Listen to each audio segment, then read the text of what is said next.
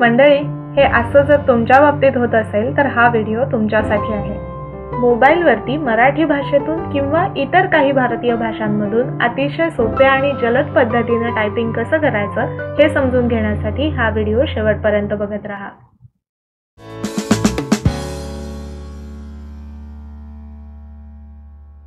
अशी तर बरीच ॲप्लिकेशन्स आहेत ज्यांचा वापर करून तुम्ही मराठीमध्ये टाईप करू शकता. मी आजपर्यंत 2-3 वेगवेगळे ॲप्लिकेशन्स वापरून बघितले आहेत. त्यापैकी मला सगळ्यात जास्त आवडलेलं ॲप्लिकेशन म्हणजे गुगल इंडिक कीबोर्ड. ते इन्स्टॉल कसं करायचं आणि कसं वापरायचं ते आपण आज बघणार आहोत. तुमच्या मोबाईलवरती फास्ट मराठी टायपिंग करण्यासाठी याचा वापर कसा करायचा ते आपण बघूयात. त्यासाठी सगळ्यात पहिल्यांदा तुम्हाला तुमच्या मोबाईलमध्ये प्ले स्टोअरमध्ये जाऊन गुगल इंडिक कीबोर्ड असं इथे टाईप करून त्यासाठी सर्च करायचं आहे. इथे गुगल इंडिक कीबोर्ड ॲप्लिकेशन आलेलं दिसेल, त्यावर टॅप करून ते ओपन करा.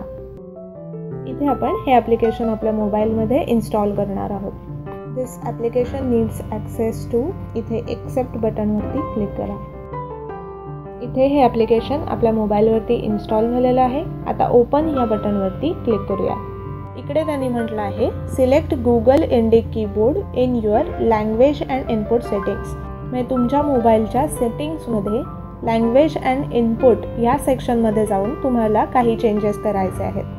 त्यासाठी इथे त्यांनी एक बटन दिलं आहे, त्यावरती टॅप करून डायरेक्ट तुम्ही तुमच्या सेटिंग्समध्ये जाऊ शकता किंवा अर्थात तुमच्या मोबाईलची सेटिंग्स ओपन करून त्यात इकडे लँग्वेज अँड इनपुटमध्ये जाऊन चेंजेस करू शकता. आता आपण इथे डायरेक्टली ह्या बटनवरती क्लिक करणार आहोत. एनेबल इन सेटिंग्समध्ये जा. त्यानंतर इथे आपल्याला गुगल इंडिक कीबोर्ड या समोरचा हा बॉक्स सिलेक्ट करायचा आहे. इथे ओकेवरती क्लिक करा. पहिली स्टेप आपली झालेली आहे. आता दुसऱ्या स्टेपमध्ये select Google Indic keyboard as your default input method. म्हणजे कोणत्याही ॲप्लिकेशनमध्ये, भले ते व्हॉट्सॲप असेल, फेसबुक असेल किंवा इतर कोणत्या ठिकाणी जेव्हा तुम्ही काहीही टाईप करायला जाल तेव्हा by default Google Indic keyboard open होईल. आता ह्या दुसऱ्या स्टेपमध्ये आपल्याला डिफॉल्ट इनपुट मेथड सिलेक्ट करायची आहे. इथे सिलेक्ट इनपुट मेथड या बटनवरती क्लिक करूया.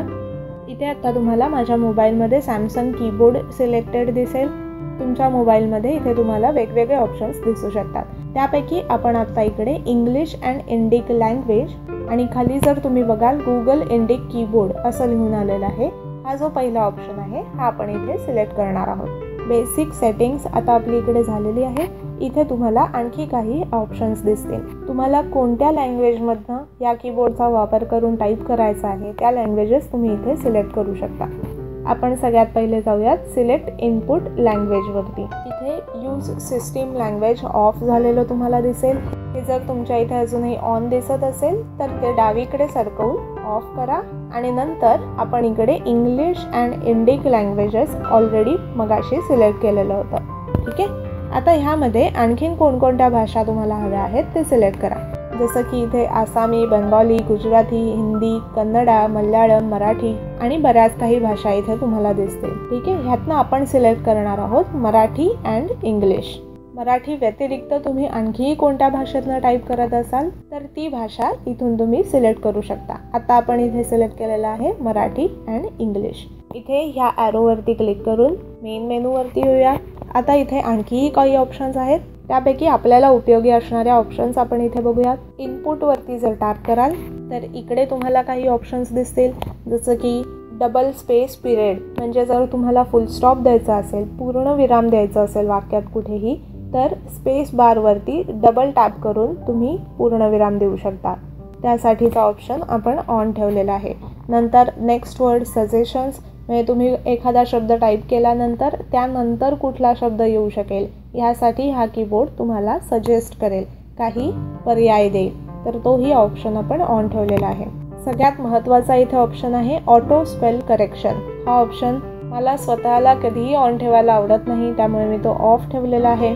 जर तुम्हाला हवं तर तुम्ही हा इथे ऑन करू शकता. म्हणजे तुम्ही काही टाईप करत असताना एखादी स्पेलिंग मिस्टेक असेल किंवा काय तर ती ऑटो करेक्ट केली जाईल. आणि इथे आणखी एक ऑप्शन आहे तो म्हणजे शो सजेशन्स.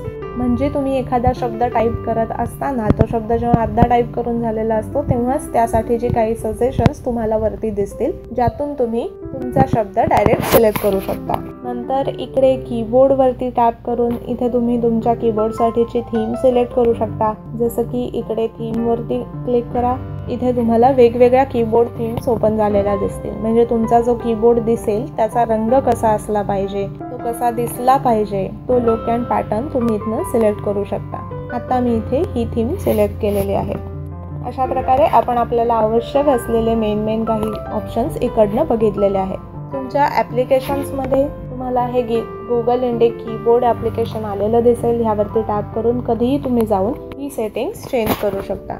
आता या गुगल इंडिक कीबोर्डचा वापर करून कोणत्याही ॲप्लिकेशनमध्ये तुम्ही इंग्लिश किंवा मराठीमध्ये किंवा तुम्हाला हव्या त्या दुसऱ्या भाषेमध्ये टाईप कसं करू शकता ते बघूया. त्यासाठी मी माझं व्हॉट्सॲप ॲप्लिकेशन इथे ओपन केलेलं आहे. आता इथे खाली या पांढऱ्या रंगाच्या टेक्स्ट बॉक्सवरती काहीही टाईप करण्यासाठी मी जेव्हा टॅप करते तेव्हा तुम्हाला इथे आपला गुगल इंडिक कीबोर्ड ओपन झालेला दिसेल. आता तुम्ही बघाल तर इथे अर्थातच इंग्रजी अक्षरं तुम्हाला दिसत आहेत. त्या कीबोर्डचा वापर करून तुम्ही इथे काहीही इंग्रजीमधून टाईप करू शकता. जसं की आपण इथे टाईप केलेला आहे हॅलो. हा झाला आपला इंग्रजी भाषेतून टाईप करण्यासाठीचा कीबोर्ड. इकडे खाली हे जे प्रश्नचिन्ह आणि पुढे काही नंबर्स दिसतात यावरती टाईप करून तुमची चिन्ह इथे ओपन झालेली दिसतील. त्या चिन्हांचा किंवा आकड्यांचा वापर तुम्ही इथनं करू शकता. आणि पुन्हा एकदा अक्षर ओपन करण्यासाठी इथे ABC वरती तुम्हाला टॅप करायचं आहे. आता हा झाला आपला इंग्रजी भाषेसाठीचा कीबोर्ड. ठीक आहे. आता मला जर मराठीतून टाईप करायचं असेल तर त्यासाठी हा जो खाली तुम्हाला स्पेस बार दिसतो आहे ह्याच्या बाजूला हे जे एक गोल चिन्ह तुम्हाला दिसतं आहे त्या चिन्हावरती टॅप करा. म्हणजेच तुमच्या बोटाने एकदा त्या चिन्हावरती स्पर्श करा. आता इथे वरती तुम्हाला ज्या ज्या भाषा तुम्ही या कीबोर्ड सेटिंग्समध्ये सिलेक्ट केलेल्या होत्या त्या भाषा तुम्हाला इथे आलेल्या दिसतील. आपण मराठी आणि इंग्रजी सिलेक्ट केलेलं होतं. हे जे ळ अक्षरात लिहिलेलं आहे त्यावरती टॅप करून तुम्ही मराठी भाषेचा कीबोर्ड सिलेक्ट करू शकता. आता ह्या मराठी अक्षरावरती टॅप केल्यानंतर इकडे तुम्ही बघाल इथे 2 प्रकारचे कीबोर्ड खाली ओपन झालेले आहे. हा जो उजव्या हाताचा कीबोर्ड आहे जिथे फक्त मराठीतून तुम्हाला लिहा असं लिहून आलेलं आहे, तो कीबोर्ड जर तुम्ही सिलेक्ट केला तर तुम्हाला मराठी अक्षरं दिसून येतील. जसं की मी आता हा कीबोर्ड इथे सिलेक्ट करते आहे. हे जे लिहा लिहिलेलं आहे या कीबोर्डवरती आपण एकदा टॅप करूया. इथे तुम्हाला सगळे मराठी अक्षरं दिसून येतील. इकडे आपण आपल्या चॅनलचं नाव टाईप करून बघूयात. आता तुम्ही बघाल इकडे वरती त्याने काही सजेशन्स दिलेले आहेत.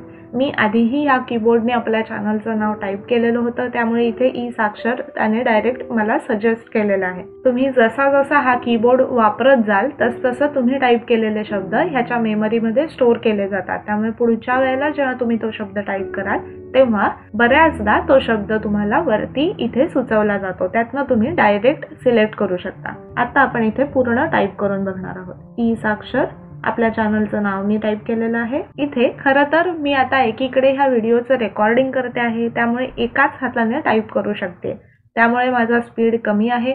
परंतु तुम्ही जेव्हा 2 हातांनी टाईप कराल तेव्हा बऱ्यापैकी तुम्ही यातून स्पीड तुमचा वाढवू शकता. असं जरी असलं तरी ही जी मराठी अक्षरं इथे दिसतात त्यामधून एक एक अक्षर शोधून, जसं की आता मी इथे स हे अक्षर टाईप केल्यानंतर मला समजा त्याला एखादा कान्हा किंवा वेलांटी द्यायची आहे तर इथे ही वरती पुन्हा स ची बाराखडी तुम्हाला आलेली दिसेल. ह्यातून ते अक्षर तुम्हाला सिलेक्ट करावं लागेल. त्यामुळे इफेक्टिव्हली हे टायपिंग थोडंसं स्लो असू शकतं. म्हणूनच आता आपण ह्याच कीबोर्ड वापरून तुम्ही मराठीमधनं जास्ती फास्ट कसं टाईप करू शकता हे बघणार आहोत. आता येऊयात आपल्या दुसऱ्या कीबोर्ड टाईपकडे. परत एकदा आपण इथे ळ या अक्षरावरती टॅप करणार आहोत. आता हा जो तुम्हाला इकडे बाजूला कीबोर्ड दिसतो आहे जिथे आधी इंग्लिशमधनं लिहा असं टाईप केलेलं तुम्हाला दिसेल आणि नंतर त्याचं मराठीत लिहून आलेलं दिसेल. म्हणजे हा कीबोर्ड वापरून टाईप करताना तुम्हाला इंग्रजी अक्षरच समोर दिसतील. ह्याला ह्या कीबोर्डचा ट्रान्सलिटरेट मोड असं म्हणतात.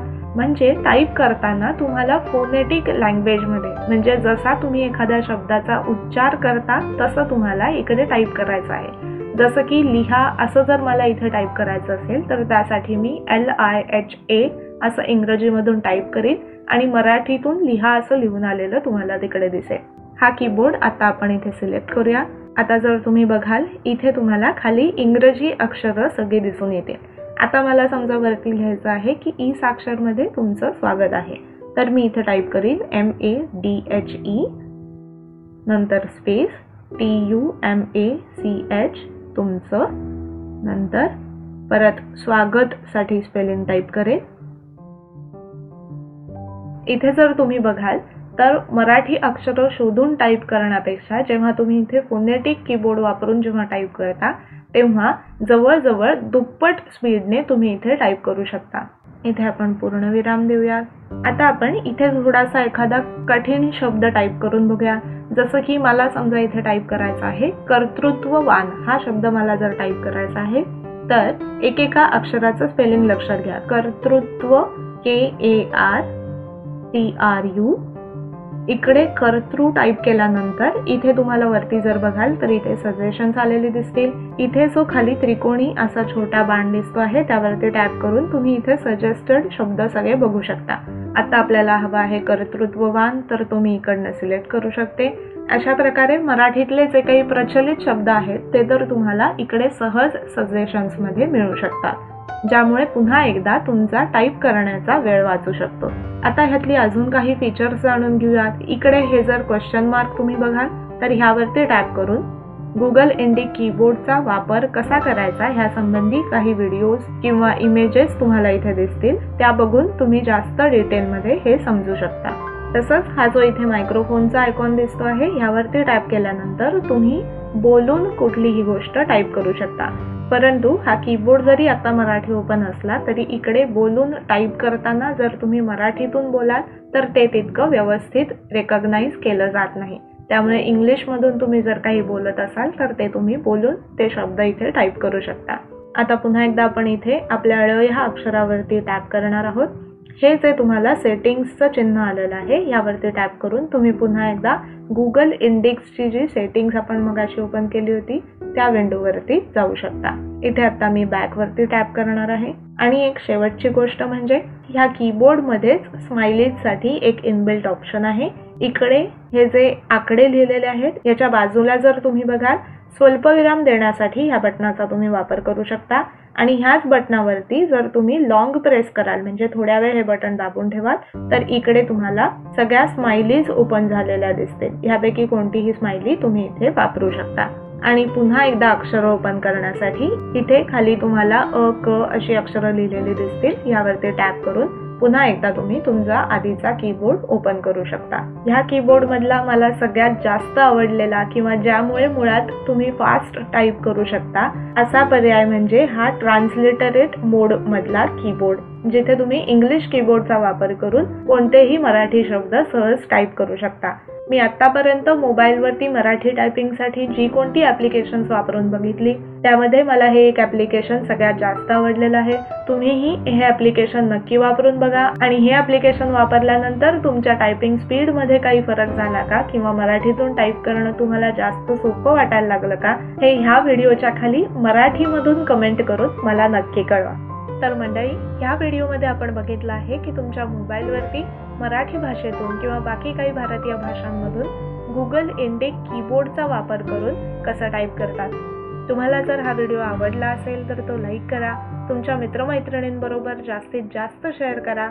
तुम्ही तुमच्या फेसबुक टाईमलाईनवरतीही हा व्हिडिओ शेअर करू शकता. तर आजच हा व्हिडिओ फेसबुकवरती शेअर करा आणि तुमच्या अतिशय स्लो टाईप करणाऱ्या काही मित्रमैत्रिणींना नक्की टॅग करा. हा व्हिडिओ शेवटपर्यंत बघितल्याबद्दल धन्यवाद.